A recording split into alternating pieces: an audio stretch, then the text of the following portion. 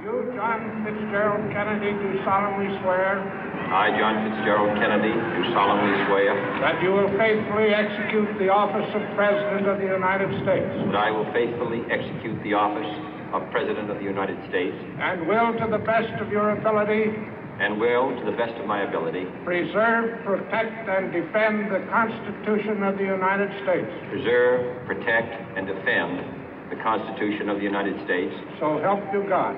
So help me God.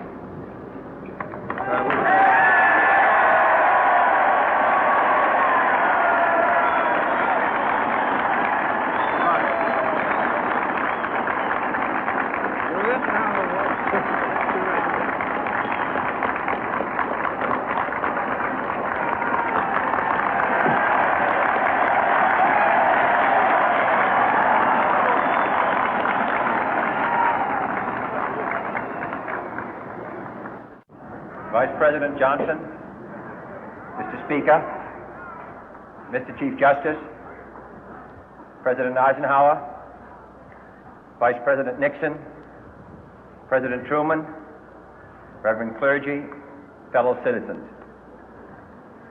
We observe today not a victory of party, but a celebration of freedom, symbolizing an end as well as a beginning, signifying renewal as well as change.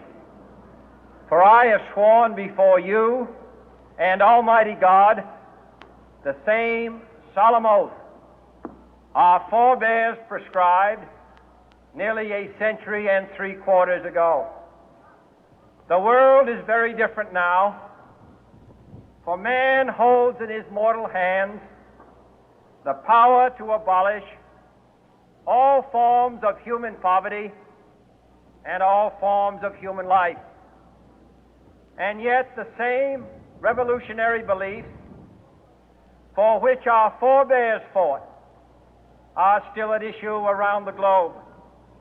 The belief that the rights of man come not from the generosity of the state, but from the hand of God. We dare not forget today that we are the heirs of that first revolution. Let the word go forth from this time and place to friend and foe alike that the torch has been passed to a new generation of Americans born in this century, tempered by war, disciplined by a hard and bitter peace, proud of our ancient heritage, and unwilling to witness or permit the slow undoing of those human rights to which this nation has always been committed and to which we are committed today at home and around the world.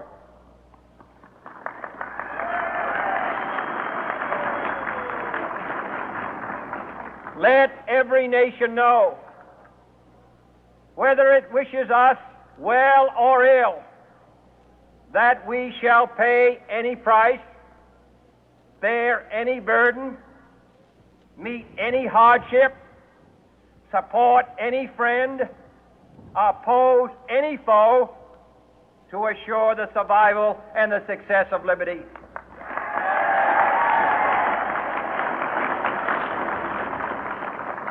This much we pledge and more.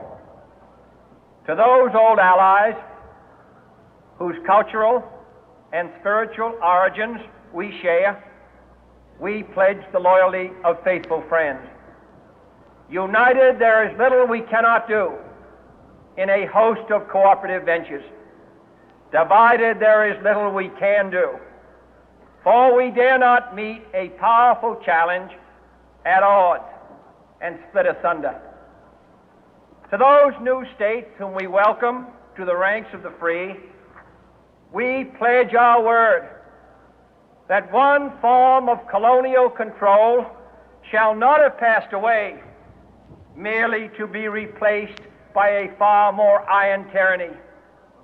We shall not always expect to find them supporting our view, but we shall always hope to find them strongly supporting their own freedom, and to remember that in the past, those who foolishly sought power by riding the back of the tiger ended up inside.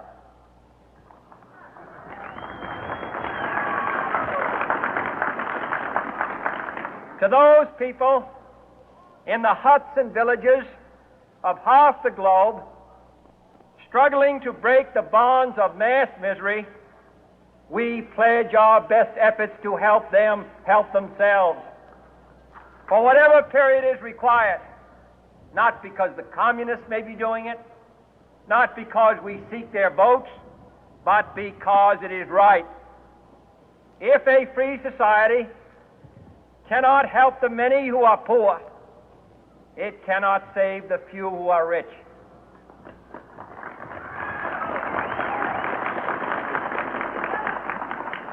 To our sister republics south of our border, we offer a special pledge to convert our good words into good deeds, in a new alliance for progress, to assist free men and free governments in casting off the chains of poverty. But this peaceful revolution of hope cannot become the prey of hostile powers. Let all our neighbors know that we shall join with them to oppose aggression or subversion anywhere in the Americas. And let every other power know that this hemisphere intends to remain the master of its own house.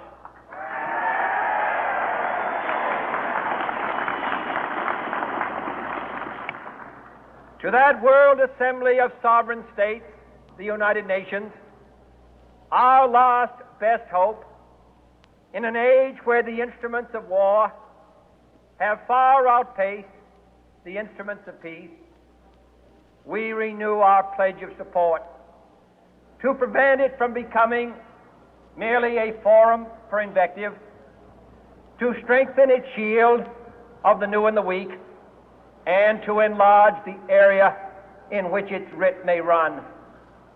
Finally, to those nations who would make themselves our adversary, we offer not a pledge, but a request that both sides begin anew the quest for peace.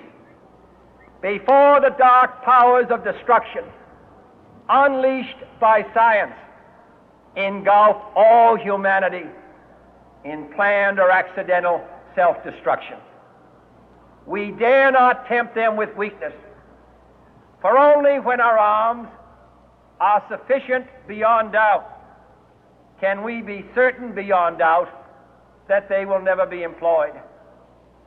But neither can two great and powerful groups of nations take comfort from our present course, both sides overburdened by the cost of modern weapons, both rightly alarmed by the steady spread of the deadly atom, yet both racing to alter that uncertain balance of terror that stays the hand of mankind's final war. So let us begin anew, remembering on both sides that civility is not a sign of weakness, and sincerity is always subject to proof. Let us never negotiate out of fear, but let us never fear to negotiate.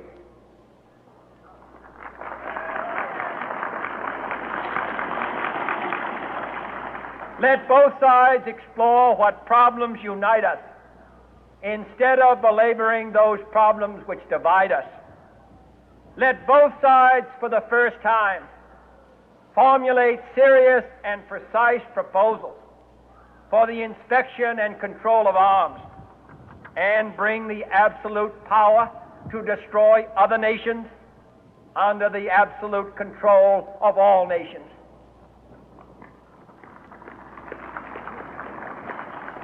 Let both sides seek to invoke the wonders of science instead of its terrors. Together, let us explore the stars, conquer the deserts, eradicate disease, tap the ocean depth, and encourage the arts and commerce. Let both sides unite to heed in all corners of the earth the command